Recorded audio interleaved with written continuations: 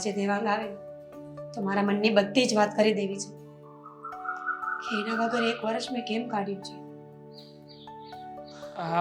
અંદર આવું કે હા દેવાંગ, મીરા, શું કોઈ જોઈ જશે તો કેવું લાગશે? સોરી, બેસ. મીરા, ઘરમાં બીજું કોઈ જ નથી? ના, મમ્મી અને દામિની બેન બહાર ગયા છે અને આદિત્ય જોબ પર. અરે, હું એકલી જ છું. મતલબ કે ઘરના કોઈ સભ્ય હોય તો મને કંઈ પ્રોબ્લેમ જેવું નથી, બટ આ રીતે કોઈ આવશે અને આપણને જોઈ જશે તો? દેવાંગ, આપણે ક્યાં કંઈ ખોટું કરીએ છીએ? જોઈ જશે તો હું સંભાળી લઈશ ને. બાય ધ વે, ઘર તો મળી ગયું ને? હા, મળી ગયું. પણ તું કંઈક કહેતી હતી કે તારે જરૂરી વાત કરવી છે. શું વાત કરવી છે? બોલ ને. સાચું કહું તો આવ્યું ને એ પેલા બહુ બધું વિચારીને રાખ્યું હતું. તો આવીશ તો તને આ કહીશ, આ વાત કરીશ, આ શબ્દો કહીશ, પણ તને જોઈને બધા જ શબ્દો જેવા ઉમળ્યા હતા ને એવા જ શાંત થઈ ગયા. ઘણું બધું કહેવાની ઈચ્છા હતી પણ હવે કઈ નહીં. એમ છતાંય તારી આંખો કહી રહી છે કે ઘણી બધી વાતો મનમાં છુપાવીને રાખી છે.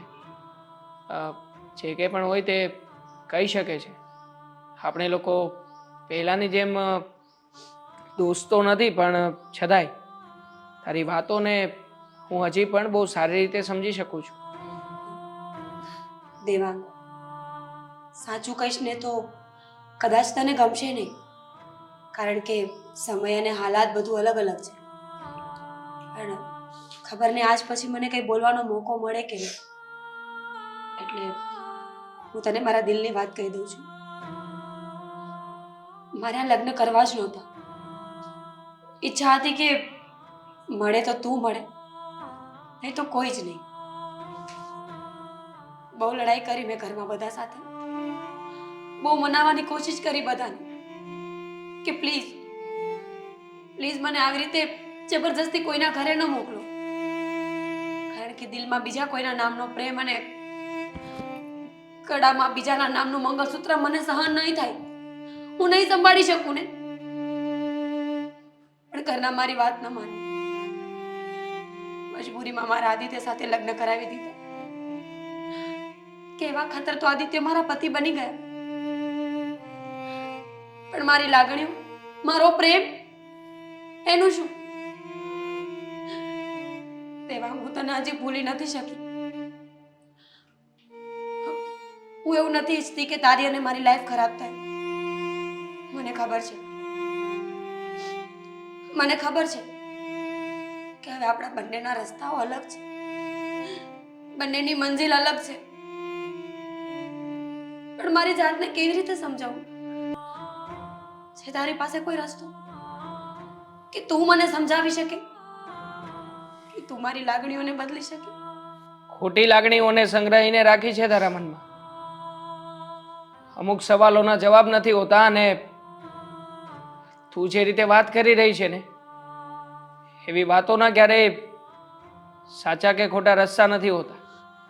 માટે જે થઈ ગયું એ બધું થઈ ગયું. આ વાતને એક ખરાબ સપનું સમજીને ભૂલી જા મીરા. આના સિવાય બીજો કોઈ જ ઉપાય નથી. છે ને, કોણે કહ્યું કે ઉપાય નથી? તું ધારે ને તો આપણી પાસે ઉપાય છે દેવાંગ. દેવાંગ, હજી પણ કઈ બગડી નથી ગયું.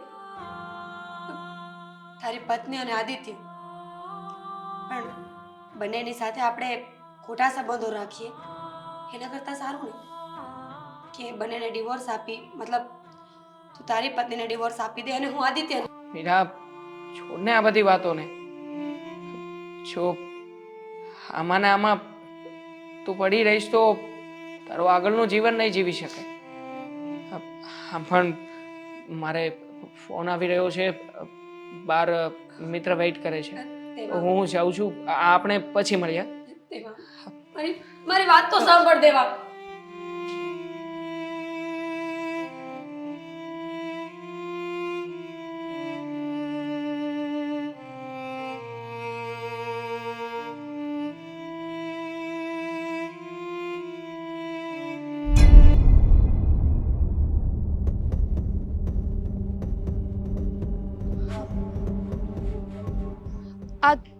છોકરો કોણ હશે? અને આવી રીતે ઘરમાંથી બહાર નીકળ્યો? મમ્મી પણ ઘરે નથી ને ભાઈ પણ ઘરે નથી, તો કોને મળવા આવ્યો છે?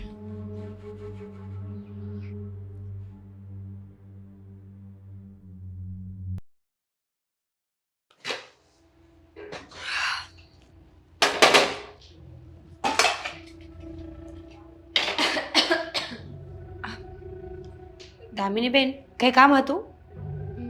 કામ તો નહોતું, પણ તમે હમણાંથી બહુ બિઝી રહેતા હોય એવું લાગે છે. જુઓ ને, આ બધું કામ પણ બાકી છે. હા બેન, આજે થોડી તબિયત ખરાબ હતી ને એટલે કામમાં થોડું લેટ થઈ ગયું છે. સારું કહેવાય. આ દરવાજો ખુલ્લો હતો, હું ગઈ ત્યારે તો બંધ કરીને ગઈ હતી ને. કોઈ આવ્યું તું? ના, ઘરે તો કોઈ નથી આવ્યું. પાક્કું ને? પાક્કું દામિનીબેન, કહું તો છું કે ઘરે કોઈ નથી આવ્યું એમ. હા, બરાબર. આ તો શું છે કે અત્યારે હું આવીને તો મેં કોઈને ઘરની બહાર જતા જોયા, એટલે મને એવું લાગ્યું કે તમારા કોઈ રિલેટિવ્સ કે કોઈ આવ્યું હશે. ના ના, મારું કોઈ રિલેટિવ નહોતું આવ્યું. અચ્છા, તો એ ભૂત હતું જે ઘરની બહાર ગયું? અચ્છા, પેલા બહાર ગયા એમની વાત કરો છો? બહાર ગયા ને એમની જ વાત કરું છું. સોરી, એ 25 નંબરના મકાનનું પૂછવા આવ્યા હતા. આઈ થિંક એડ્રેસમાં કંઈ ભૂલ હતી એટલે આપણા ઘરે પહોંચી ગયા હતા. પછી મેં એમને 25 નંબરનું ઘર બતાવ્યું. આવી રીતે સીધા ઘરમાં ઘૂસી ગયા? બેડ મેનર્સ નહીં, આવી રીતે કોઈના ઘરે થોડું જતું રહેવાય. આઈ મીન, તમે એડ્રેસ પૂછવા આવ્યા છો તો પણ દરવાજે ઊભું રહેવું જોઈએ નહીં? હવે મેં તો કહ્યું નહોતું ને કે દરવાજો ખોલીને ઘરમાં આવી જજો ને પૂછજો. એ લોકોને એડ્રેસમાં થોડી ભૂલ થઈ હતી એટલે આવી ગયા હશે. પણ તમે શું કામ આટલી બધી પૂછપરછ કરો છો? અરે, પૂછપરછ નથી કરતી. આ તો ઘરમાં કોઈ આવે જાય તો ખબર રહેવી જોઈએ ને. ન કરે નારાયણને કંઈ થઈ ગયું તો. પણ શું કયું એડ્રેસ પૂછતા હતા? કોનું? 25 નંબરના ઘરનું, પાછળની શેરીમાં. 25 નંબર? પાક્કું 25 નંબર જ પૂછતા હતા? હા દામિનીબેન, 25 નંબર જ પૂછ્યું. પાછળની શેરીમાં છે એ તો મેં એમને બતાવ્યું અને એ ગયા. હવે હા, નક્કી છે ને એમને એડ્રેસ ખોટું મળી ગયું છે. કારણ કે 25 નંબરનું મકાન છે ને એ તો હું નાની હતી ને ત્યારનું બાંધ છે. તો હું શું કરું એમાં? તમે મને શું કામ બ્લેમ કરો છો? અરે, એ લોકોએ જે પૂછ્યું મેં એનો ફક્ત જવાબ આપ્યો છે ને. હવે એ વાતને આટલી બધી લાંબી કરવાની કોઈ જરૂર નહોતી ને. તો હું ક્યાં લાંબી કરી રહી છું? અને એટલો બધો ગુસ્સો છે ને આવી રહ્યો છે તમને ભાભી? હું તો ખાલી પૂછું છું. તમને ખબર છે આપણો ટોન ક્યારે ઊંચો થઈ જાય? જ્યારે આપણે ખોટા હોય ને અને આપણે ખોટાને સાચું પ્રૂફ કરવાની કોશિશ કરીએ ને ત્યારે જ આવું બધું થાય. બસ હવે આ તમારી બકવાસ હવે વધતી જાય છે.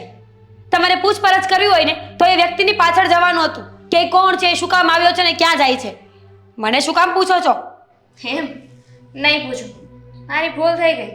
પણ હવે જે આવ્યા છે એનું પૂછી લીધું તો કંઈ પ્રોબ્લેમ તો નથી ને તમને? મને શું પ્રોબ્લેમ હોય? તમારા સવાલો જેવા હોય છે ને કે વાતમાં કંઈ ના હોય ને તો પણ માણસને ગુસ્સો આવી જ જાય. કારણ કે એકને એક વાતને 25 રીતે અલગ અલગ રીતે પૂછવાની જરૂર નહોતી.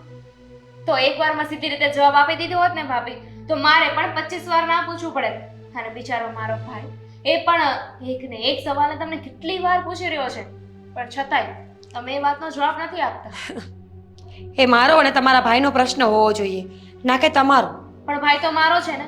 જો મારો ભાઈ કોઈ પ્રોબ્લેમમાં હોય ને તો મને દુઃખ લાગે છે. એને કોઈ હેરાન કરતું હોય કે એને કોઈ વ્યક્તિથી પ્રોબ્લેમ હોય ને તો એ વ્યક્તિ પણ મારો દુશ્મન જ કહેવાય. પતી ગયું. હવે તમારી ચર્ચાઓ પતી હોય ને તો પ્લીઝ મને કામ કરવા દો.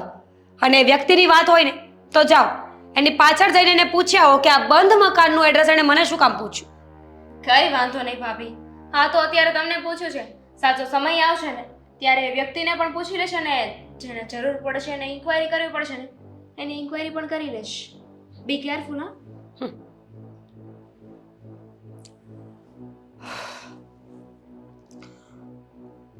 હા, ક્યારે જોઈ ગયા હશે. હેલો મિત્રો, જો તમને અમારો વિડીયો પસંદ આવ્યો હોય તો અમારી ચેનલને લાઈક કરો શેર કરો અને સબસ્ક્રાઇબ કરો થેન્ક યુ